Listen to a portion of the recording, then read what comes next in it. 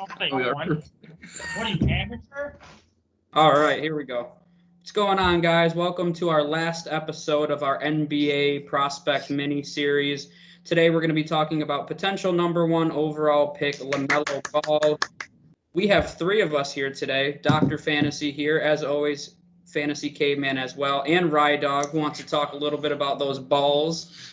That's right up his wheelhouse. So, Lamelo Ball, kick it off here.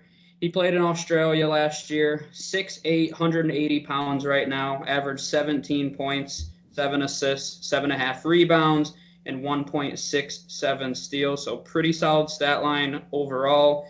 Caveman, you know we always kick it off with his strengths, so let's start it off with that. All right. I know. I have a lot down. Oh God, here we go. Bullet points. Oh, you're actually gonna get. Oh yes, there it is. There's the highlight. You go. I didn't want to play these highlights because but that's fine. Okay, so the first thing, you gotta start off. So first of all, he's 6'7", and with his wingspan's listed at 6'10", I believe. And he's still growing. He's probably gonna end up somewhere in the 6'8", 6'9" range, and with an almost 7-foot wingspan. So that's just incredible off the bat. But the first thing, as far as his strengths go, he's a very excellent ball handler. When you talk about a lot of these guys in the draft, and we've talked about this with the past several prospects, they've either been like left-hand dominant or right-hand dominant. They're only good going to with one hand, but Lamelo can literally go to the hole with either hand. That gives him a huge advantage and makes him less predictable when going into the paint. And just overall, his court vision, he averaged almost 7 assists in Australia. His overall basketball IQ. I'm sure you probably have some issues with his shot and his low field goal percentage, but I just think overall his court vision and basketball IQ is some of the best in this draft class. Yep, I definitely agree with that. This is Rydawg's boy, so Rydawg, what do you like about Lamelo? There's a lot of things to like about him, and there's also some things to not like about him and why people could be rubbed off the wrong way, but he reminds me so much of his brother Lonzo coming out because they both have similar traits that they excel at, and they both are excellent passers, and they're both excellent off the dribble shooters, but they also are bad point shooters as well, at least coming out of college. So when I look at Lamelo Ball, it seems like a lot of like what Lonzo's flaws were when he first got drafted and coming up. So that's a lot to take into consideration. Also, there's one difference between Lamelo and Lonzo. Lamelo also missed a lot of time with his foot injury. You got to remember that too. So I think he missed about like 12 games last year with his foot injury or something like that. So that's also something to monitor as well. But he's an outstanding passer. He's a born gifted playmaker, and I think the one thing that might be held against him is he definitely has a sort of an attitude against him. So we'll see how that translates to the NBA. I think he could go number one overall to Minnesota, but ideally, I would love to see him learn from Steph Curry and Golden State at number 2. Yeah, that would be a good situation for him. But Caveman and I like James Wiseman going there. That guy's a beast. But it's very possible that Lamelo goes to Golden State. We've talked about it a million times. We have no idea what's happening in this draft. And LaMelo is a perfect example of that because, I still think overall he's fairly raw. Normally when you're talking about a number one overall pick, it's hard to find flaws. Like even when we talk about Anthony Edwards and some of his defensive flaws, he is, dynamic offensively. Mm-hmm. So it's hard to argue with him if he was to be the number one overall pick. But a lot of these prospects are so raw. But Caveman, you talked about it a little bit. The thing you have to respect with LaMelo is he has so many traits. You just can't teach his court vision, his basketball IQ, his playmaking ability. Lonzo has that same ability. I guess it's genetic. LeVar knows how to make them. No, he doesn't. But yeah, but I mean that's what you notice right off the bat. It's just that playmaking ability. Will he ever be an elite scorer at the NBA level? We'll talk about that. I don't know if that's necessarily going to be the case, but he definitely is probably the number one playmaker in this class. You mentioned his ball handling. I would say he's the number one ball handler in this class. He's very flashy. I mean, it's not really my style of basketball, but he's going to be the kind of guy in the NBA. Based on his playmaking ability, he's going to have a long highlight reel with passes that are on the Sports Center top 10 frequently. That's just the kind of player that he is. A few other things that you didn't really touch on. He is a great rebounder. I mean, we mentioned his size, but you see a lot of guards this size that aren't always willing to crash the boards. But he definitely isn't scared to go in there, even with his frame, which 180, 6'7", 6'8". He's a little thin, which you can see right now, but that's something that's easily fixed. But he's definitely willing to crash the boards, which I don't want to say is surprising, but it is a little bit because I view him as a diva, in my opinion. And sometimes those kind of players don't crash the boards, but I mean, he does crash the boards. So I'd put that as a huge advantage in his favor.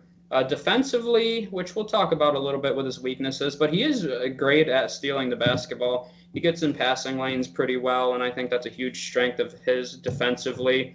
You'd like to see him probably, with his size, he should be able to guard multiple positions and be versatile and not just guard other teams' point guards. But based on his defensive ability right now, he doesn't really have the ability to guard more athletic, big size. Like, I don't think he'd be able to, and I talked about this in Anthony Edwards' episode, like, he would not be able to guard Anthony Edwards. Anthony Edwards would run circles around him right now. So with his size, he'll need to work on that. But any other strength? I'm trying to think if I have any other strengths here. I think that's all that I wanted to hit on. So we'll go over to his weaknesses.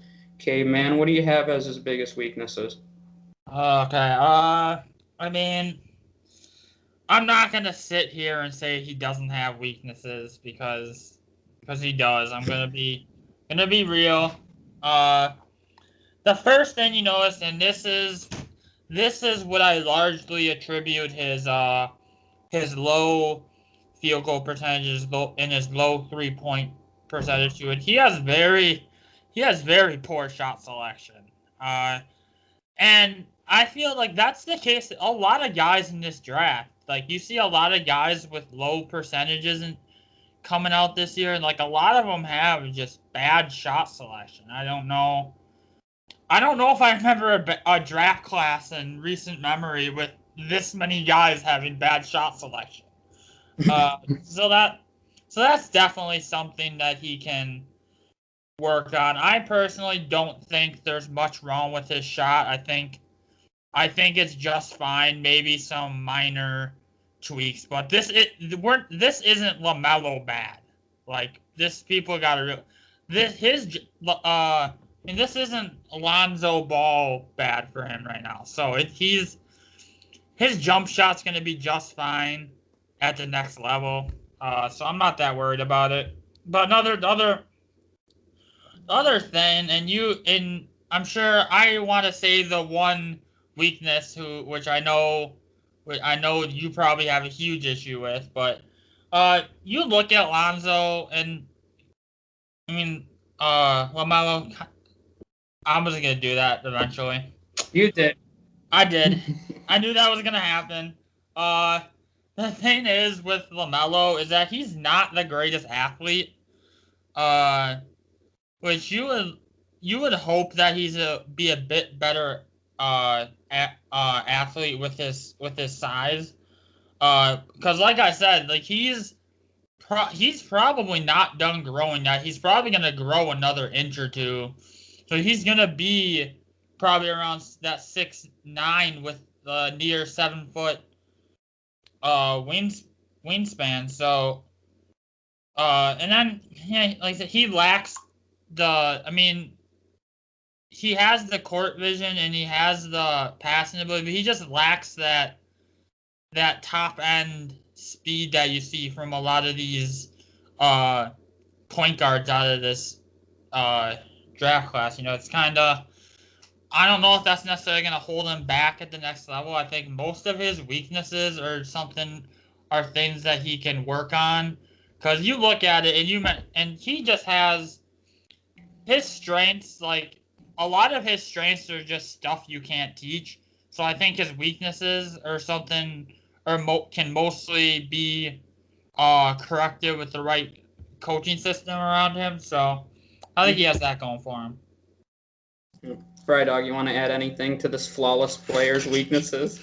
I mean, another thing I'll add on to him is Lamelo does force a lot of shots when he does go into slumps. So, I mean, that explains a lot of his horrible field goal percentage, because once he goes into a slump, he just tries to shoot anything he can, and it's just probably some of the worst selections you'll actually see.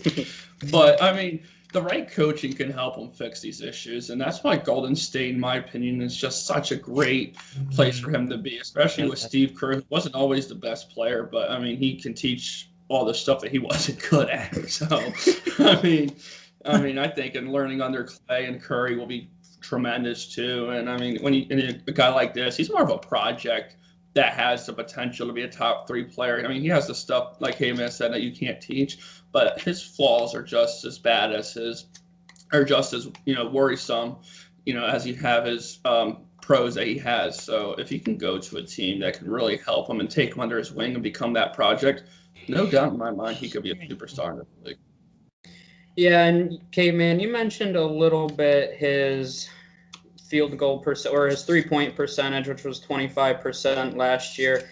I mean, his mechanics at this point are actually probably similar to Lonzo's at this point in his career. Like, so he's definitely more advanced than Lonzo is. Lonzo had to completely recreate his form. It was terrible coming out of UCLA. And LaMelo's form and mechanics are pretty similar to Lonzo last season.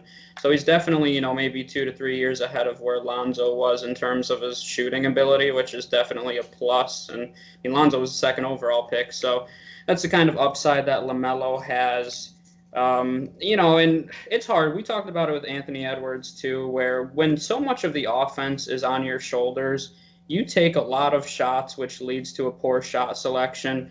So I would be curious if he was on a team like, we'll just use Golden State, or even Minnesota for that matter. Minnesota has 2 superstars, or I mean 2 star level players at least. So, if he was playing alongside D'Angelo Russell and Karl Anthony Towns, I mean, he wouldn't be forced to take these shots. He could really let the game come to him and be that playmaker that he is. The only weakness I do see as a playmaker is, I mentioned he was super flashy, and I think he's flashy to a fault sometimes. I mean, of course you would say that. That's a very. I mean, sometimes there's wide open guys, wide open players. You don't need to make a crazy, but just pass them the ball. And there's times when, of course, we're watching a highlight film here, but when I watch some tape from other sites where he made some poor passes, I mean, he's trying to do a behind-the-back pass to a guy that's wide. Just pass the guy the ball, and it'll go flying into the stand. So the flashiness, it's fun to watch, and that's one thing. He's going to energize a fan base because he is fun to watch. I mean, don't get me wrong with his flashy playmaking, but I think he's got to learn to rein it in a little bit. Otherwise, he's going to make unnecessary turnovers that are just, they're unnecessary. So that's one of my problems with him. I don't know if the thing you're alluding to is he does have a little bit of a diva mentality. I don't know if that's what you thought I was going to bring up. I consider. No, I thought you were going to talk about his overall defensive effort. Oh, don't you worry. I'll get to that. But, that's what I was waiting for you to mention. I mean, to be fair, you did. If you're going to talk about his Anthony Edwards' defensive effort, you also got to talk about LaMelo's. Oh, Anthony, I think I talked about that for like 15 minutes. He's embarrassing. He's an embarrassment to defense in the NBA. Who plays defenses in the NBA anyway? Not people that play for the Houston Rockets. I don't know that much. But, they just let the other team score. They don't have Gary Payton do that. Gary Payton. God. Yeah, so, we'll see. I don't know if he's going to be a diva that negatively impacts his team. I think that's to be determined. He is young, so we'll see how that develops. But yeah, I'll end with his defensive effort here. I mentioned it's always frustrating to me when you have uber athletes like Anthony Edwards, and then you have a guy with LaMelo's length. You have all the ability to play defense in the world. It's just putting in the effort to do so. So, as of right now, I think he'd be a pretty big liability on a team defensively. And, that's kind of sad. I think he has that ability to play defense. It's just a matter of putting in the effort, getting in the right coaching scheme. I think he'll need a coach to push him towards that. But I'm not optimistic. I mean, how many guys in today's NBA? I mean, James Harden has had a 10-year career so far and still hasn't played defense except in maybe 3 games. So, yeah, I mean. That's an overstatement. I saw it once in the playoffs last year, and I think that was the first time I ever saw it. He stole a pass? Yeah, he stole a pass. And I was like, wow, what effort. But, so I'm always hesitant to say, because, I've said before, I think it's really challenging to teach defensive work ethic. I mean, really over the course of careers, you see very few guys who don't put in defensive effort, wake up one morning and go, you know what, I'm going to give defensive effort today. You just don't see that on a regular basis. So hey, LeBron only LeBron only has exerts energy defensively when he wants to. I don't know about that. LeBron's an all-defensive play. I hate LeBron, but he's an all-defensive. He's made all defensive. He takes a lot of possessions off defensively. I don't know about that. I mean, you're gonna take some off. You don't have to take every single one off. I know you don't like defense, Caveman. You like not winning championships. What's a championship? Didn't the Lakers? That's why I want Russell Westbrook in Milwaukee. They had the best defensive efficiency last year, the Lakers, and just won a championship. I mean, they proved that that's what you need. So I think that's everything that I have, though.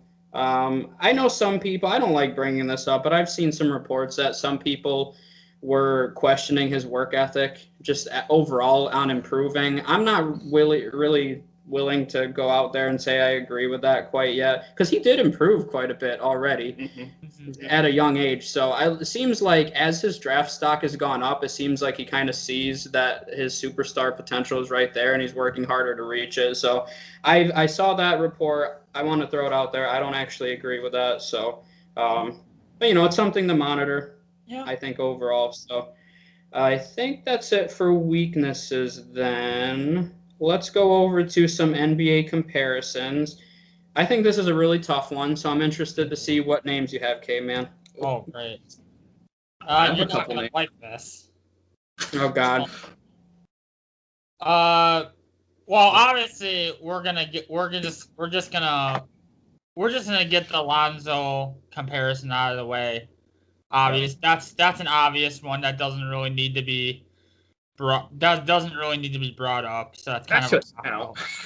Yeah, it doesn't count. It's a cop-out. Come on, fella.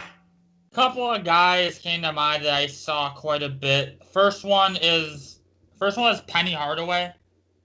Okay. I see a little bit just in terms of playmaking ability. Very similar offensive skill set in terms of playmaking.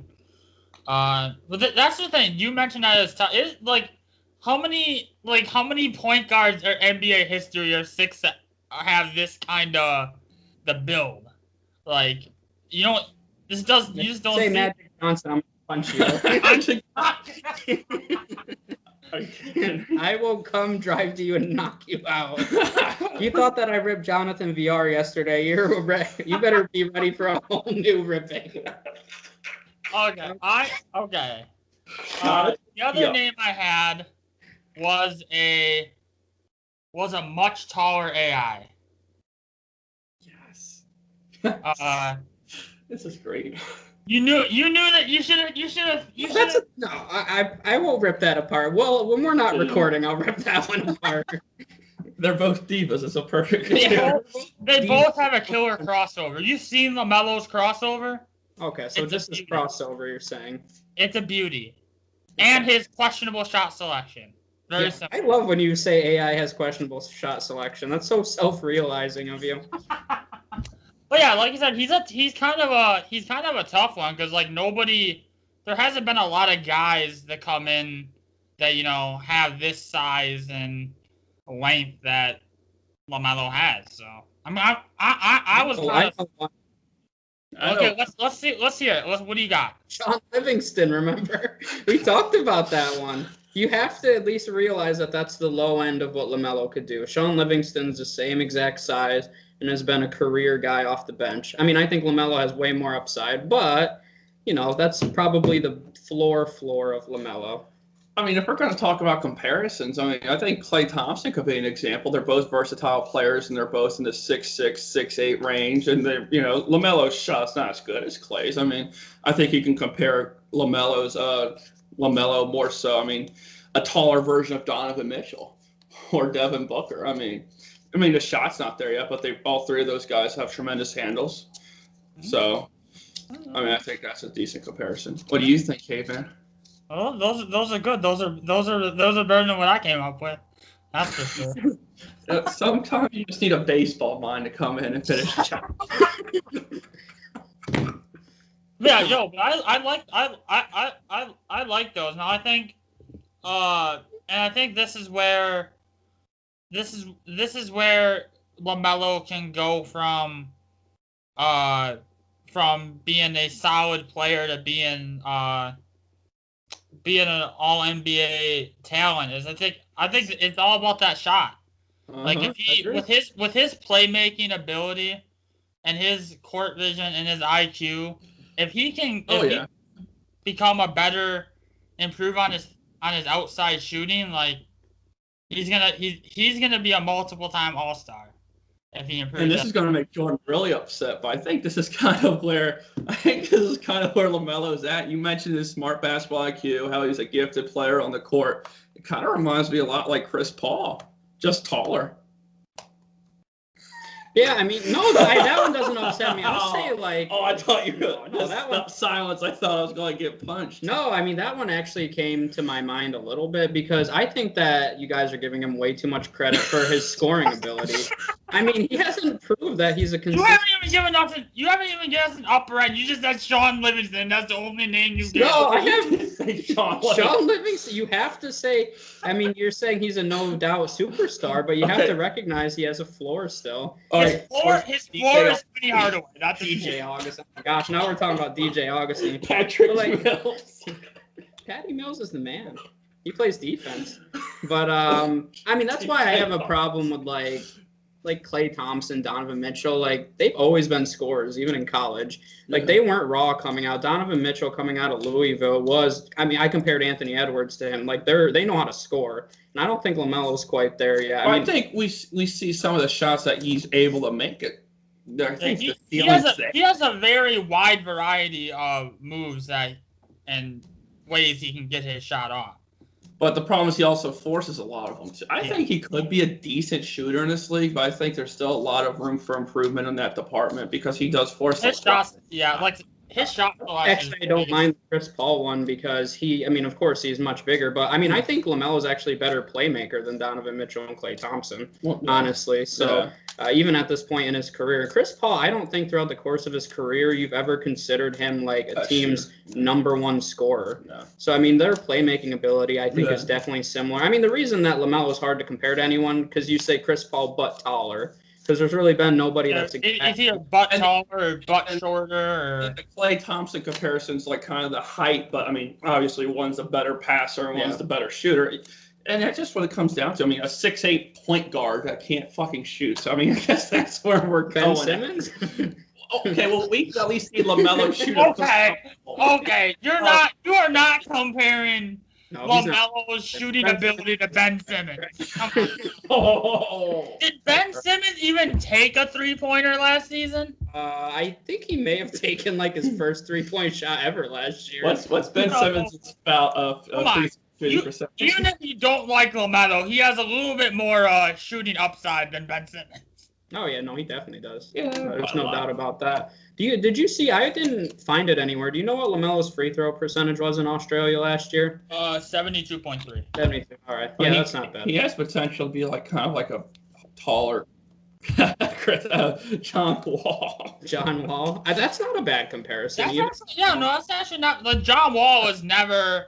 Whenever we ever said John Wall and 3-point shooter in the same sentence. He's a horrible. I can tell you firsthand. That's why they had to bring in the Beals. What about this name for you, Caveman? Okay. I like this one. You're not going to like it, but I like their playmaking ability and their handles and passing. What about White Chocolate? Jason Williams. Come on! Oh, God, you're not making him upset. He didn't play great defense. He never developed the offensive game, but I mean, I honestly think that is not the worst comparison. I saw that one online, and I think it's pretty fair, honestly. LaMelo, and of course, LaMelo has more upside, but if he has a similar career to Jason Williams, I don't think that's the worst thing. Okay. Let me ask you this: see, you don't seem very optimistic that he's gonna pan out. I wouldn't say that. Oh, you didn't have to. You don't have to say it. You didn't have to say it. Let me ask you this then: why, with all these other guys that you could probably consider much safer, James Wiseman, Anthony Edwards, Okunwu, Halliburton, you could probably consider all these guys to be much safer picks.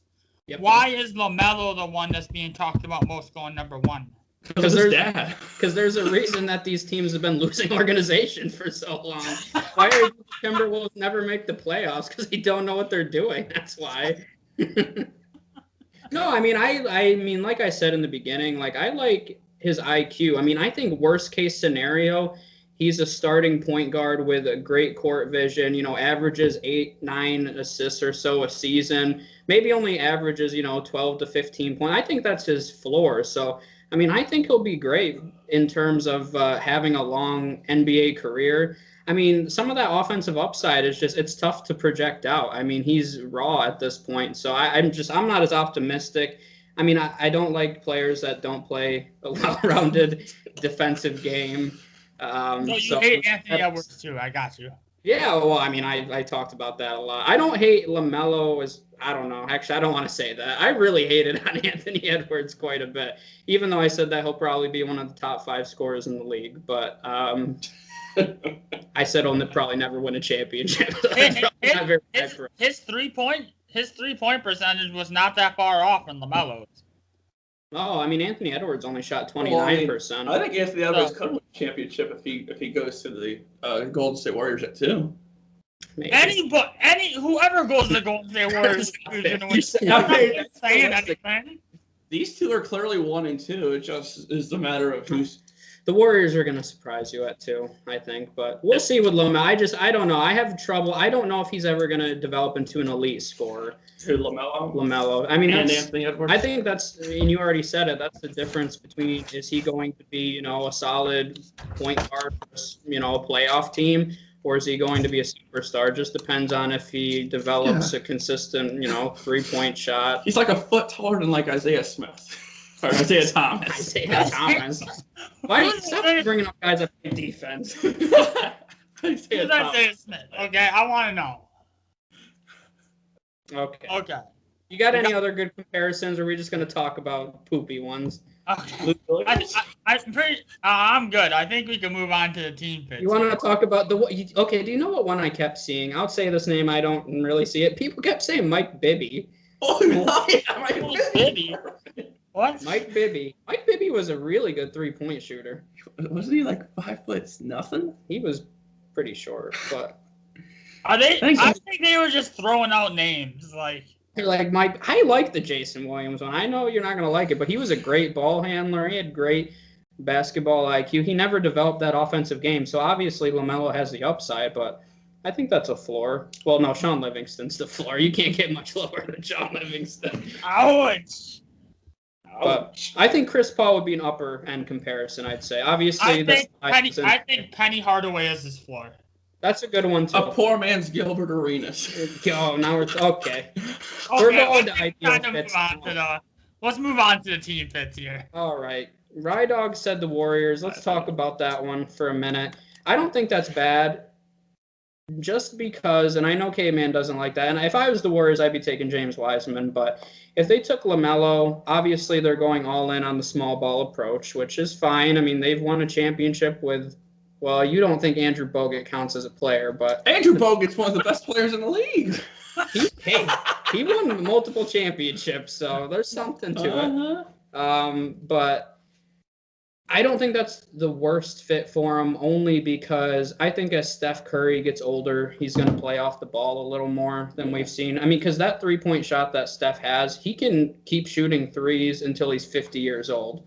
And I think as you see him get older, he's going to play off the ball more. So if he had a playmaker like Lamelo with the ball in his hands, he could facilitate and get Steph Curry open shots. Mm-hmm. So I think over, the next 5 to 10 years as Curry goes through the decline of his career, that it would make a lot of sense. And then once Curry's ready to retire, I mean, at that point, LaMelo's only going to be, 26 maybe. So, I mean, he's still entering the prime of his career. So I think that fit makes sense. The one I'll go first, I guess, for this one. I still think the Knicks should trade up to get him, honestly. Oh, God, you want to ruin the man's career. I do want to ruin it, but that's a fan base. I see, yep. I'm just trying to set this guy up for failure. Let me do it, okay? Go ahead. Make your case. No, but honestly, I mean, we talked about it, and this isn't for LaMelo as much as it is for the Knicks. I mean, LaMelo is the kind of flashy player with upside. The Knicks fan base needs some excitement at this point. They have no superstar potential. We talked about they can't afford to take a safe prospect. They need to hit on a superstar in this draft. And, I mean, I think they should trade up. They should grab LaMelo. Even though I'm not optimistic about it, you can't deny the fan base would be excited about it. Mm-hmm. I mean, there's no doubt about it. So I think don't have fans. They used to have fans. They don't now. Maybe if they got LaMelo, they would have some. That's the last time. Latrell Sprewell? Yeah, Latrell Sprewell and Allen Houston. Hey, they had Amari. I mean, yeah, they had Amari and Carmelo for, a time there. What was that, like 15 years ago? No, 10 years ago now. 10, 11, 12 years ago. But, yeah, I mean, so I think that just from the Knicks' point of view, I think that fit would make a lot of sense. I think they should trade up and make it happen because he's not going to fall to number 8, so they're going to have to trade up. But they have 2 first-round picks, so they have the ammunition to trade up if they want to. The other one, and you'll probably bring this one up, Caveman. We've talked about the Bulls a few times, which he's been going to in quite a few mocks. It seems like they're looking for more of a facilitator. Kobe White, who I really liked last year, he's more of a scoring point guard. The same with Zach LaVine. They're not really playmakers. So they have 2 strong scoring guards. So if you pair LaMelo with those 2 and his facilitating ability, once again, the Bulls are another team that I think needs a little bit of excitement. So I think that I think the Bulls would make sense too. So Bulls and the Knicks are 2 of them. Obviously, I have other names, but I'll let you guys talk about. You want to talk about the Warriors? You got any other ones, Rydawg? I got a whole bunch of them. Oh boy, here we go. A whole bunch of teams, but I don't really think the Knicks would be a good fit. They could use someone like them, and it would bring in fans. That makes sense for an organization standpoint. But as far as a standpoint of career-wise, it's definitely not ideal for LaMelo. Yeah, not for him.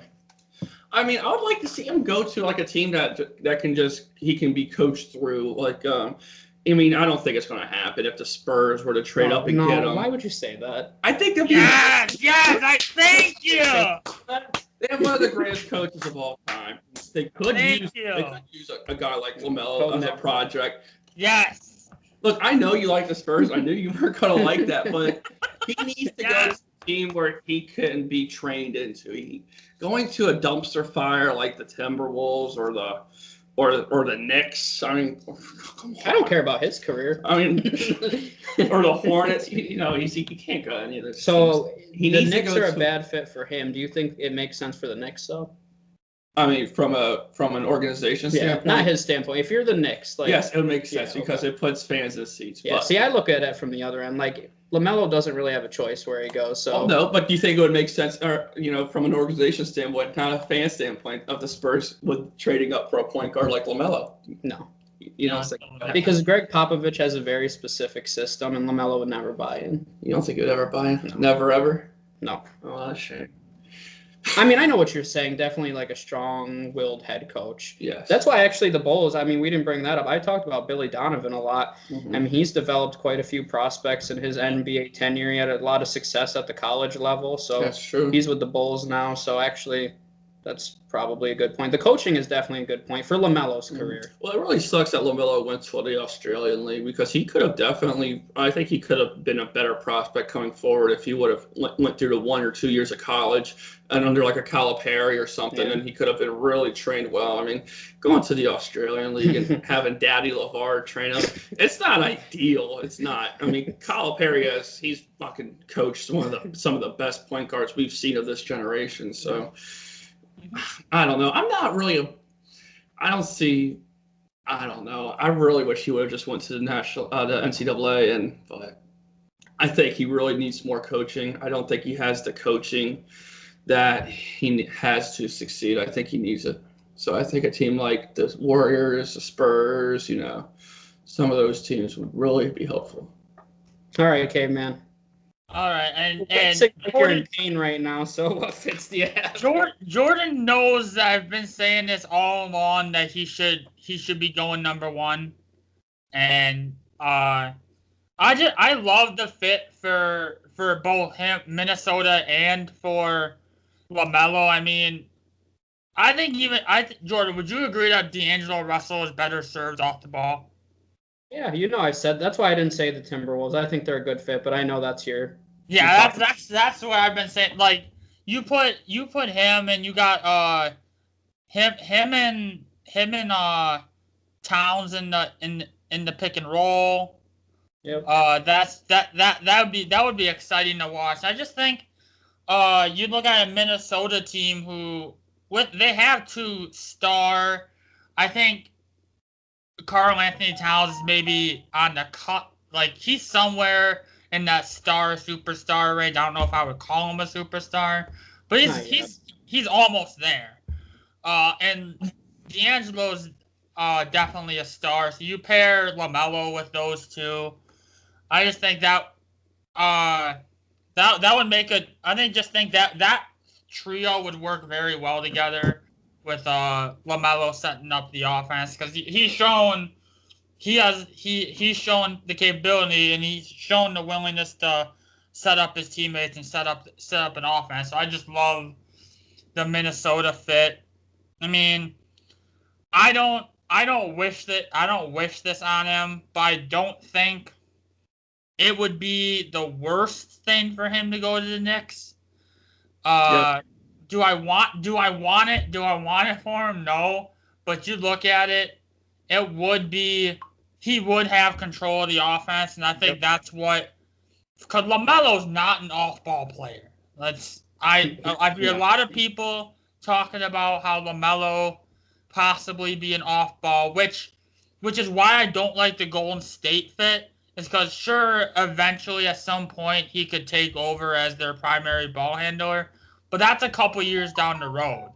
And if you're spending a number 2 overall pick on a guy, I wouldn't want to wait a couple years to fully utilize him as you would a different number 2 pick. So that's why I don't really like the fit for the Golden State fit right now. It's simply because he wouldn't have control of the offense. He needs to be the primary ball handler to wherever he goes, which is why I love the Bulls fit too. I mean, you've gone back and forth on the Bulls for LaMelo. I think that's another good one.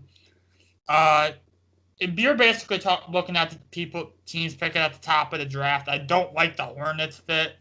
Me and you both think Devontae Graham deserves a chance in Charlotte.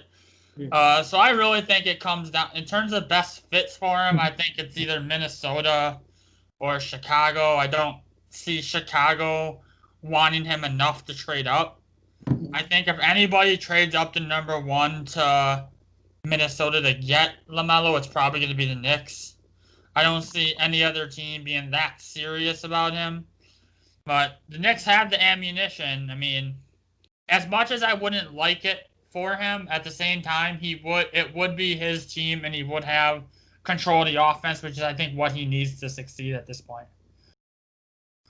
I think I have one more team that I think that could trade up to the number 5 spot into the top 2 picks. I think the Cavaliers would be a really good fit, actually, because you think about it, they don't have that point guard. They have Sexton, but they have 2 big guys, and a guy like LaMelo is also a guy you could build your team around at that backcourt. So you have Drummond and you have Love. So you already have your 2 big guys there. So, I mean, a guy like LaMelo, he can definitely pass the ball down in the paint to one of those 2 bigs, or even pass it out to Kevin Love, who's, a really decent 3-point shooter. And then that could definitely be a solid fit for him, too. Okay, man, I'm a little surprised there's one team you didn't bring up, because there's been 2 reported teams that want to trade up for LaMelo. And the Bucks. No. They want him. Bucks. God. The Bucks. Hell yeah. Middleton. And this is a team we bring up every time we talk about a point guard. They need one, and one should go there. So the Knicks have been reported to want to trade up, and the other one's the Pistons. So I'm surprised that you didn't bring up the Pistons. They got Derrick Rose. Exactly. I mean, he has 1 more year on his contract. He's not going to be there long term. But I mean, they're in the same situation as the Knicks. They don't really have any superstar players right now. I think they pick 7th right now. So I mean, they just don't have the ammunition the Knicks have. But there's been a lot of reports that the Pistons want to trade up to make that happen too. So I mean, it would make sense, but I mean, I just don't like. He doesn't really have anybody to distribute the ball to there. Who did it like? At least like as bad as Luke Kennard. Like Blake Griffin's still in the league Christian, somehow. but if they retain him, but it seems like they don't want to keep him. But at least the Knicks, like the Knicks have like they're the Knicks, but they have some guys that had the potential to shoot the ball. And they have Lamelo and Westbrook to New York. Yes, that's a playoff team. That backcourt, that's a playoff. The Knicks would be in the playoffs. In the second playoffs for years to come. That's a ticking time bomb waiting to happen. Are we kidding? Okay. Oh boy. Okay, man, you got anything else you want to? We went through all our normal segments here. So, I mean, at the end of the day, I think that you semi-agree with me that he has all the playmaking ability in the world, and the difference between him being just like a solid point guard, like, I'm going to say Jason Williams, just as an example. The difference between him being Jason Williams or Penny Hardaway. Or Penny Hardaway even. I mean, it's going to be his scoring ability, I think, at the end of the day, and if he can develop and become a deadly scorer. Because then, I mean, you could say he's Steph Curry then at that point. If he Steph Curry don't play defense. Exactly. Steph Curry doesn't play defense. He's a great ball handler, one of the best in the league. He's a great playmaker. So, I mean, you could argue he has Steph Curry upside if he develops that offensive game. So, but I really just think that's what it comes down to is he in a good system? He's going to want to be the primary guy there. That's why the Knicks probably make sense for him too. Among some of the other teams. The Warriors it would make sense eventually, but it would to me, to the Warriors, it'd be almost like a wasted pick at that point. Like you're about waste, but not waste, but like maybe if he becomes Sean Livingston. It's a bad. To me, it's a bad fit for Malcolm. They need a superstar too. The Caps would be a good fit. They have the 5th pick? Yeah, they have the 5th pick, and they already have 2 guards that don't play defense. What about the Magic? He can replace Markelle Fultz. Oh no, there's no replacing Markelle Fultz. Hey, they also have Carter Williams. Yeah, so they need LaMelo then. LaMelo would be perfect on the team. All right. What do you want to wrap it up with here, Caveman? Rydawg, you got anything else? I mean, not really. I think we've settled that any of the teams in the NBA could definitely use LaMelo. Yeah, I mean, really, realistically, I think any of the teams in the top 8 could. I mean, I don't love the Hornets fit, like you said, but I mean, that means they're moving on from one of the guards that they have. So, I mean, any team in the top 8, I think he would be a decent fit, but I really think he wants to be the guy on a team. Yeah.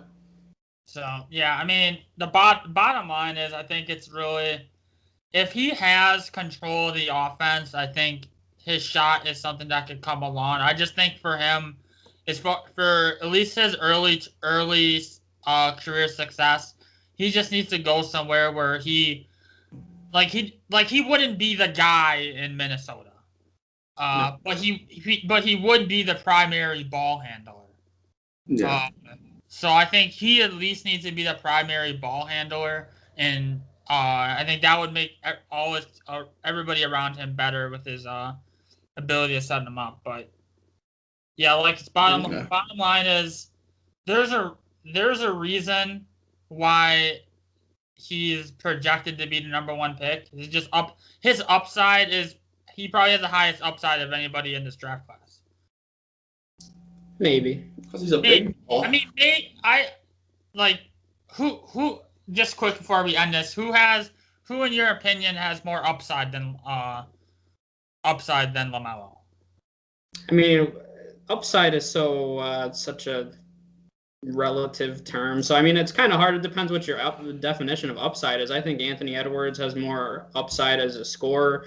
LaMelo has more upside as a playmaker and primary point guard.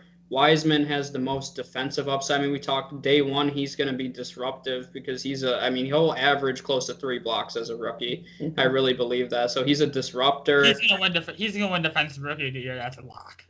Defensive Rookie of the Year, is that a new award? That should be a thing. But so, I mean, it depends on what your definition of upside is. Like me personally, I mean, I love the disruptive ability of Wiseman, and I think he could be the best. I think he could be Anthony Davis someday. So, I mean, it depends what you're looking for in a team. I think Wiseman's probably my personal favorite. But another Anthony Davis? LaMelo is Anthony Davis. Get the hell out of here. No way. He's better than Anthony Davis was in college. Laddie. He is.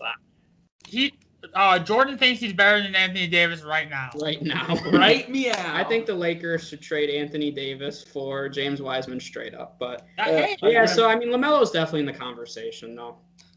Yep.